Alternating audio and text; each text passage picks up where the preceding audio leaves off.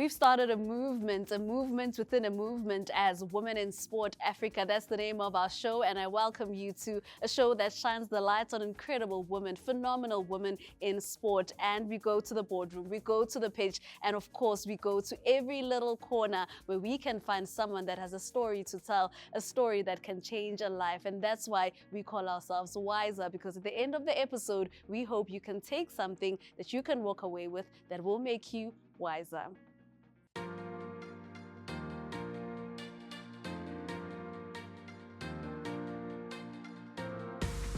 And when I think of my next guest, words such as pioneer and visionary come to mind. She's a relentless advocate for justice, for women in sport, representation, transformation. She is an administrator of note, and her name is Muditambi Ravele, affectionately known as Ndambi. Thank you so much for joining us. And I'm going to start because I genuinely don't know the answer to this question. Where do you come from? Ukhulele kuphi? Okay, so I grew up in Soweto. I was born in Naledi, and then with the people being moved to different areas in the olden days, we then moved to Shawela. And that's where I had my primary and high school. And then from there I moved to Venda and came back to Soshanguve for my college. And since then I had been in Pretoria. Yes. Let's talk about the differences, because Soweto and Venda, completely different. Yeah. The adjustments for, I imagine at the time you were very, very young. Yeah. No, it was very tough. And unfortunately, we left 1996, 1976. So I think the reason why we adjusted was the fact that we were hearing stories of 1976 whilst we were in Venda, but later on the strike moved over to all boarding schools because we were actually in a boarding school. So whilst the adjustment was tough, on the other side, we were happy that we were going to school, but we ended up also not going to school. Yeah, and I mean, to grow up at such a time in our country, from a child's perspective, what is happening? What are you seeing? Like, how are you comprehending everything that is happening in our country at that time? At that time, I think we thought that was life, and I mean, we had very little knowledge about what is happening in the world. So all we were looking for was what is happening around us and in our communities, and we were happy with it. We maneuvered. We managed to make it within the environment. I mean, coming back to sport. We didn't have the facilities that we have today. We didn't have equipment, but we played sport. Okay. Which sports are these and where are you playing them? So, lucky enough, in any community, you will find a soccer pitch, and you will find actually by then, it was not even netball. It was what we call English basketball. So there were fields and there were tennis courts. But tennis courts without racket, it's of no use. Yes. So the football we would play with boys, and then the basketball we'll play, and we will even improvise. We actually learned to do how to make balls and play and still play and kick the ball. With tennis, one thing, and I actually even thank that mother, because there was a lady who used to work in the white community. So when they have the rackets that they are not using, they will give it to them. And when she comes back, she will give it to us.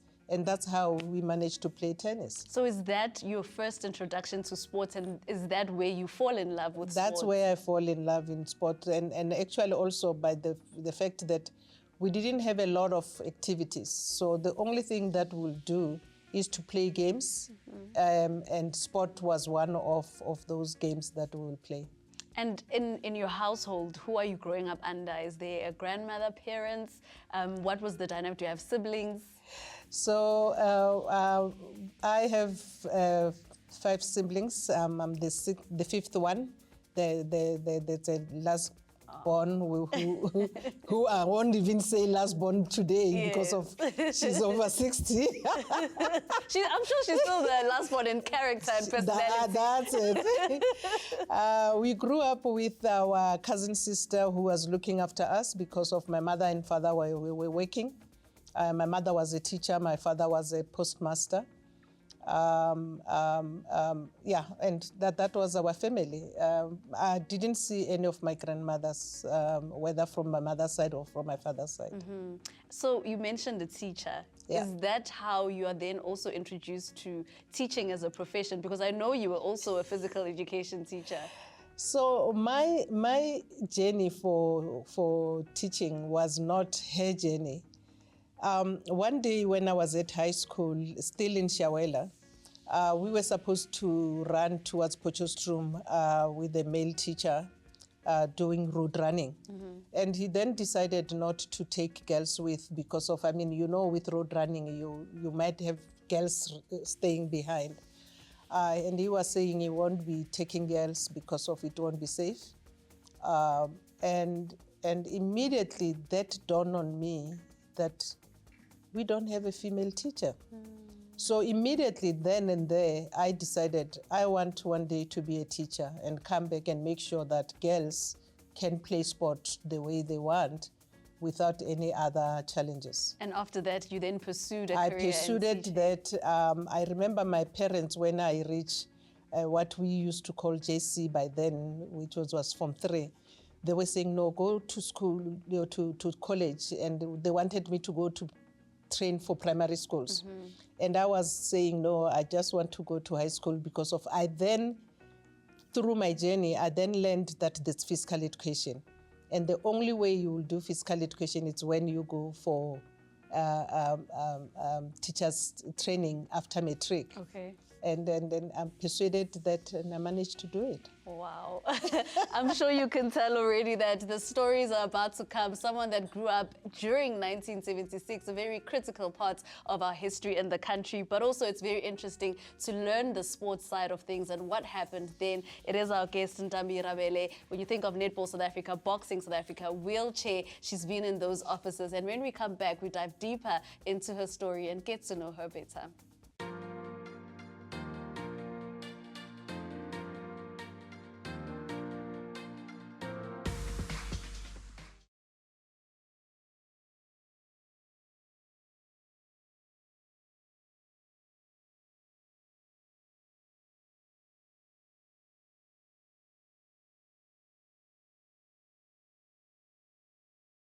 Welcome back to Women in Sport Africa Wiser. And in those few moments, if you've just walked in, I'll tell you, I think I'm sitting here already just a little bit wiser, just hearing from the stories of Muditambi. How excited are you once more when you see the success of Kgothatso Montjane, a 4-time Grand Slam champion? And I mean, her struggles are well documented to this day. She struggles to travel with a coach. She struggles with some of the tournaments, and we're still waiting for her to get a singles title, and she's said that more support is what I need in order to cross that line. But I'm sure when you look at it, you're like, yo, I'm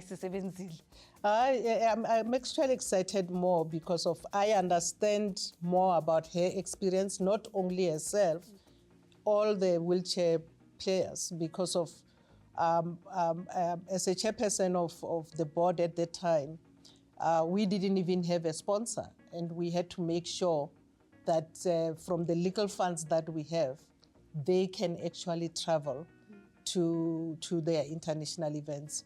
And seeing her now achieving so much, it's so exciting. But also again, and sometimes we look more on the negative without looking on the positive, because of the positive out of that is that out of those struggles, she is showing South Africans and even the whole world that you can succeed and you can make it. And she is actually, year after year, she's coming back with a trophy here and there. And that should be something that motivates us. The issue around sponsorship, it's a big challenge until today. And I don't know when are the sponsors going to wake up to realize that The only big thing now, it's women's sport. And if they don't come in now, later on, it will be more expensive for them. That is very true. And you look at the likes of Sasol and Spa, as you mentioned in netball, that were long-term partners with the SAFA and Netball South Africa. How then do we get to a point where we have more of those, where they come in and we build that long relationship? But also, you look at rugby, and I mean, the Springboks jerseys even fights for who's going to say we're going to remove this one because this one wants to come on. Are we making that progress quickly enough, in your opinion? No, we are not making that progress enough. And I think South African corporate are not actually looking out to see what is happening in the world. If you check other countries like your UK, your Australia, your US, women's sport, it's big. It's big business. Yeah. And I think they should, it's an issue of mind change. I mean, initially I used to say, no, we don't have women in those boards. We do have women in boards, in companies' boards. But when are we going to have both men and women in boards taking the right decisions? And all those men and women have kids, have girls. And they must actually start thinking to say it's a good thing to do, but also it's not about good thing. The fact that women's sport are actually performing at the highest level, and some of them even competing with those men, it should be something that should change their decisions. And from a federation point of view, as someone who's worked with all of these federations and the Department of Sports and Recreation, the Sports, Arts and Culture now, from that point, what more can be done from federations? I know SARU is trying to put them together, the Springbok women, the Springbok men, and they're sponsored together. What more can federations do for women specifically? I'm with cricket now, and we've done a lot with cricket. 2 years back, we launched the professional league for women's cricket. And we then pushed to then say, whatever offer you give to men's team, it should be for women. If men are flying business class, women should also.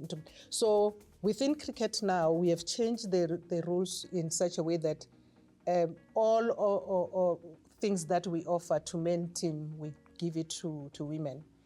One of the areas that we are still working on now is the fact that we do have a SA20 and for men, and we are now pushing that we should have an SA20 for women. But if all federations could do the same, where we no longer look for sponsors only for men and combine it. But the funny thing even with cricket, sponsors now are even coming in only for women. Oh, wow. So, and I think we might have seen it now with rugby, with the Bulls daisies. The Bulls daisies. Yes. Suzuki came in only for women's sponsorship. And I think now we are starting to see some of the companies doing that. And I think at a long run, we might have more. I certainly hope that that would be the case, because I mean, we see the work being put in by the women in sport, in the different sporting codes, from Banyana to, and perhaps maybe then just to add, sports that are traditionally white out there, you know, rugby will be seen to get more of the support in comparison to football. Do you think that as a country we could do more to avoid those kind of things as well? I don't think so. I will tell you why. PSL is doing well with sponsorship, and it's mostly black players and black administrators. I think our federations also, and whilst we complain about sponsors, federations also have to up their standard when it comes to sports administration, and their reputation and how people view them. And position themselves in a way that even sponsors will feel comfortable. There's no company that would want to relate with a federation which is in a bad position. Yes. And I think that's where, I mean, I was talking to SASCOC president some weeks back, and I was saying we need to assist federations to position themselves in a better way, in such a way that even government shouldn't be complaining about federations, but also sponsors also should actually see the federations as part of their marketing tools. And as you said in our conversation, we've seen the progress being made. We've seen Yeah. Khothatso Munjani, we've seen Yeah. Casta breaking records in the Yeah. Olympics. And now we're seeing a young Prudence Sekhodisho. We're seeing That's it. the Yeah. Proteas woman, Yeah. the likes of Karabo Meso. Yeah. How do we keep those going? Because we need more. I worry that maybe we don't have the next Khothatso at the moment. Yet in athletics, we do have Prudence Yeah. Sekhodisho, but we can't just have one. One thing that motivates me and that makes me feel comfortable these days is the fact that there are so many girls who are coming up who we didn't see their pathway, but they are actually now coming up and competing at a highest level. I hope federations have a very good program when it comes to that pathway, because we have to make sure that we don't like we are saying, how do we make sure that that's another Khothatso who's coming? And that's what we should be doing. One thing that I like these days is the fact that some of the former players are starting their foundations. Yes. And when they start their foundation, they are trying to get also other players and other champions out of their program. So we just have to make sure that we do it for ourselves, but also we need companies to assist us to do that. I am sitting with Muditambi Ravele, an administrator across many of our sporting federations in South Africa, and she's done incredible work and founded important organization for women in sport. And when we come back, we'll dive in deeper and get more pearls, because we've already gotten a few, but we still need to get as much as we can from her, and we'll do that after the break.